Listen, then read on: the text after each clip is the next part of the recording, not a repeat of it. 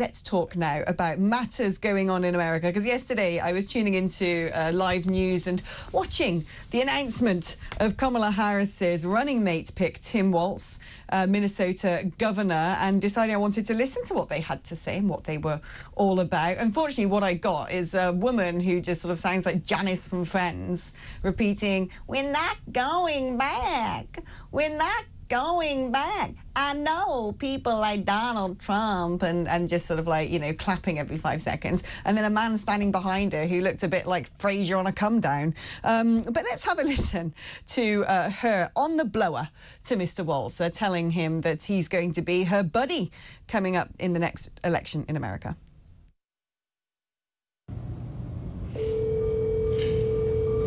Hi, this is Tim. It's Kamala Harris. Good morning, Governor. Good morning, Madam Vice President. Listen, I want you to do this with me. Let's do this together. Would you be my running mate and let's get this thing on the road? I would be honored, Madam Vice President. The joy that you're bringing back to the country, the enthusiasm that's out there, it'll be a privilege to take this with you across the country.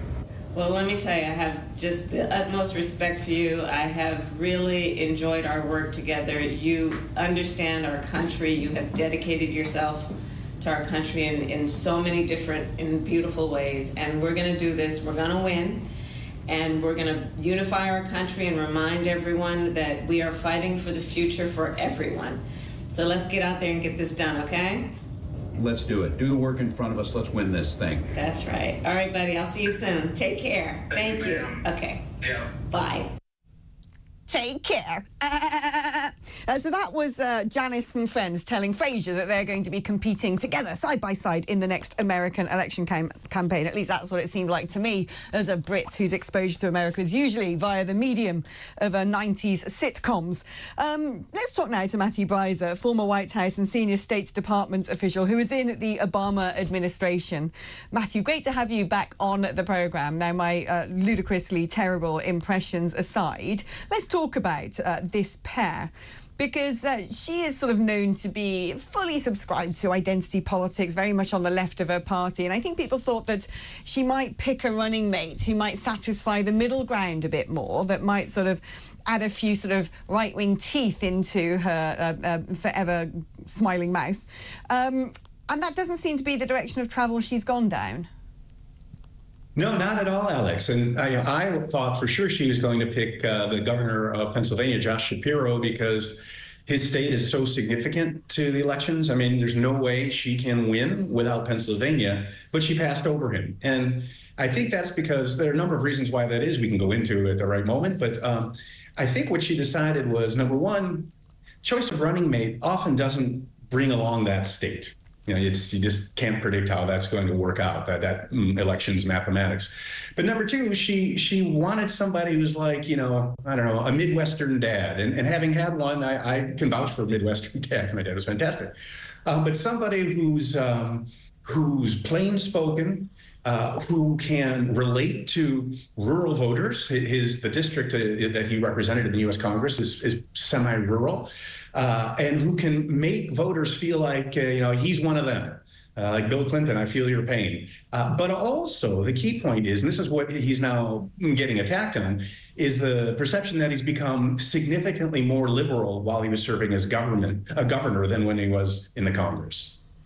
Right. I mean, it's interesting, isn't it? It seems to me that he's picked to out J.D. Vance when it comes to, like you said, attracting that cohort of voters who I would assume are going to be the swing voters. Of course, that announcement, his unveiling made in Pennsylvania, might be rubbing Josh Shapiro's nose in a little bit, but in order to make sure that that swing state is focused upon. And my understanding now is they're both going to go out and do a tour of 4 major swing states. I mean, do you think that this pair can defeat the likes of Trump and Vance, and how are they going to have to adapt? Because I think Donald Trump was kind of comfortable, actually, with Joe Biden being his opponent. He had his lines sorted out, that sort of dichotomy of strength versus weakness, despite the men being of a very similar age, was very helpful to him, and especially when we saw that sort of, you know, reaction to the assassination attempt where he got back up and raised his fist and shouted, "Fight, fight, fight." The problem is, a bit like watching sitcoms in America, the narrative changes changes every 5 seconds, and that was an episode that everyone's kind of forgotten about now. All focus is on this new energy, and it seems to me the new dichotomy is one of sort of happiness, cheerfulness, positivity, albeit Americans do tend to enjoy, much like we do in the United Kingdom, simplified narratives, versus a man who is often framed as being kind of angry. Oh, I think that's the point. Yeah, you've taken what I said, as you said with your previous guests, and kind of riffed on it and come to the key point. I think Harris is trying to underscore the difference between, your Midwestern dad and a mean, convicted felon, blah, blah, blah, New Yorker or Floridian, that really can't relate to your average people. And it turns out J.D. Vance has some liabilities too that were unexpected. You know, he wrote that book, Hillbilly Elegy, that's about growing up in, lower class Appalachia, basically.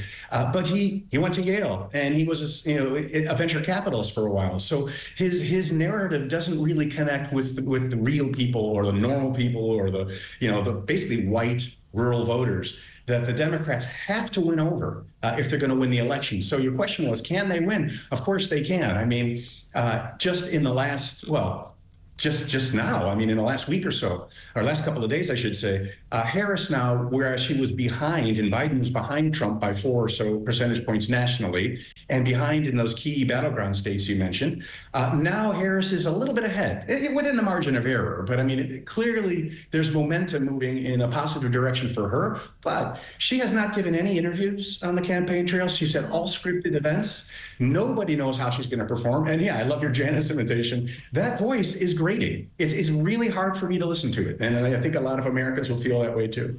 Oh, poor Kamala. It's hard to listen to that name either, because no one seems to have concluded how you say it. But I wish them all the best. And what I just hope for your wonderful country of America is perhaps just discuss some policy and make it less about identity, because we're in one hell of a mess over here in the United Kingdom, because we've been doing, unfortunately, the opposite of that, not listening to people on policy and instead boiling everything down into identity politics. Matthew Beiser, thank you ever so much for coming on.